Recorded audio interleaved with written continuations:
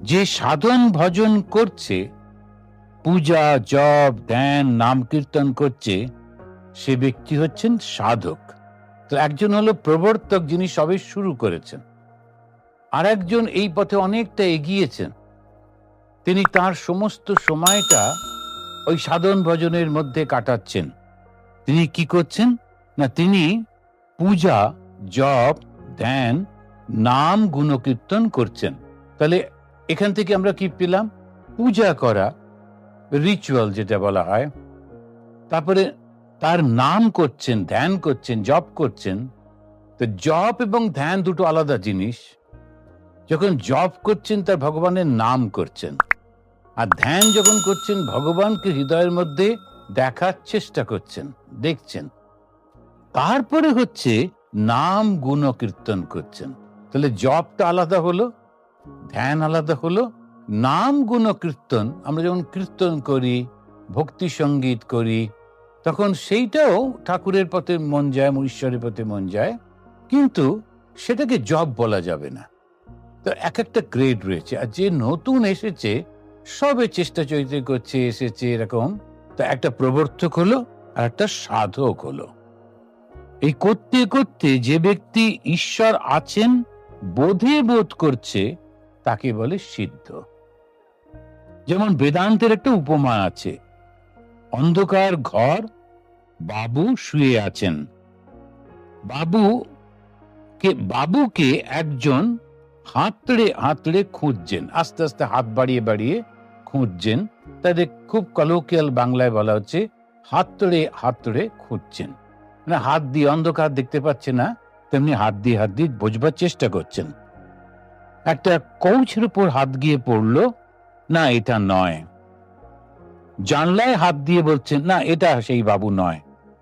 দরজায় তিনি হাত দিচ্ছেন, বলছেন, না এটা সেই বাবু নয়।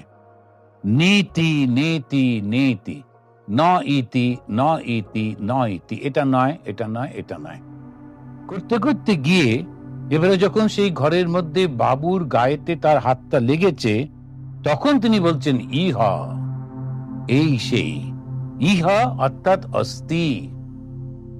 এখন অস্থি, এই অস্থি মানেই হচ্ছেন তিনি। কি করে আমরা ব্রহ্মকে বুঝবো?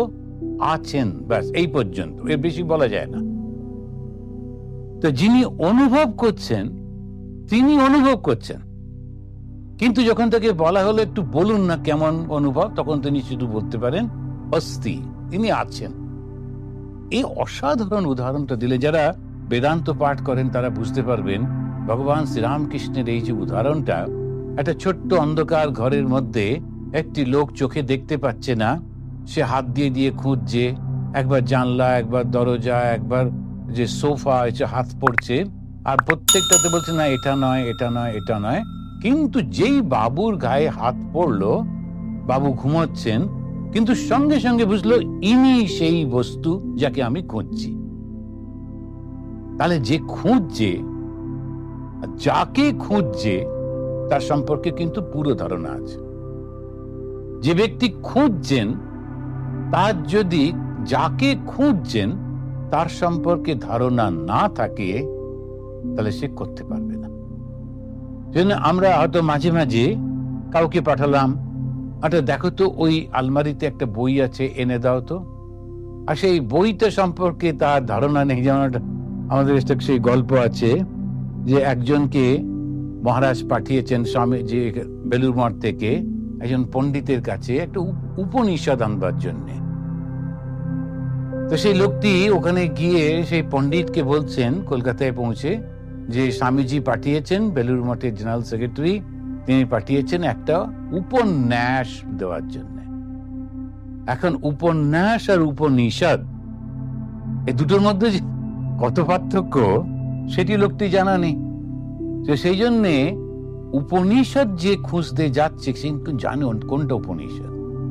ও উপন্যাস যে গল্পের হাতে নিয়ে কিন্তু নেবে না।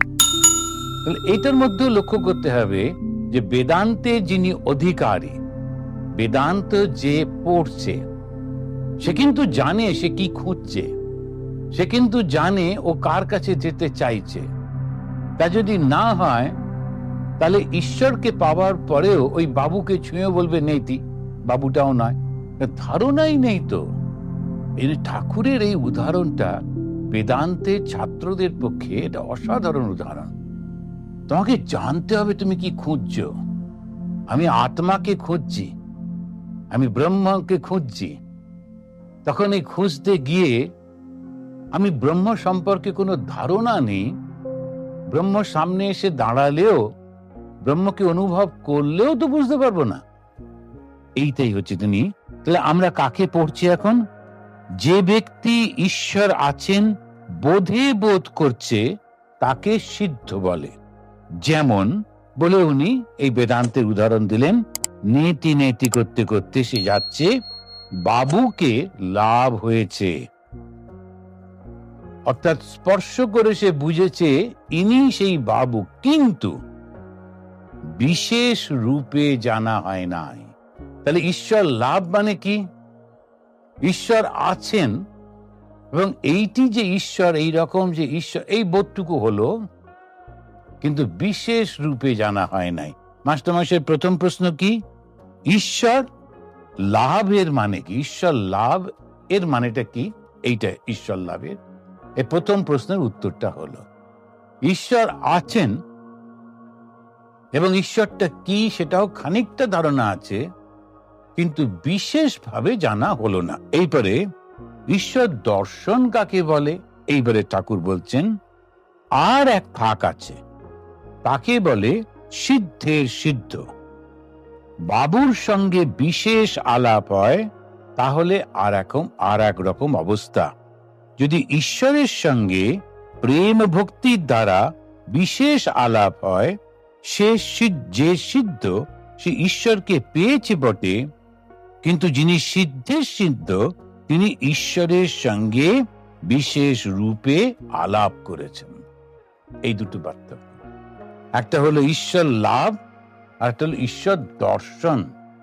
এবারে সে যখন দর্শন হলো, অর্থাৎ বাবু জেগে উঠলেন, লাইট জ্বালানো হলো, বাবুকে দেখলাম, এইবারে বাবুর কত অর্থ আছে, কত সম্পদ আছে, তার সমাজে কত প্রতিপত্তি আছে, কত ক্ষমতা আছে, সমস্ত কিছু জানা হলো, তখন তাকে বলা হচ্ছে ঈশ্বর দর্শন।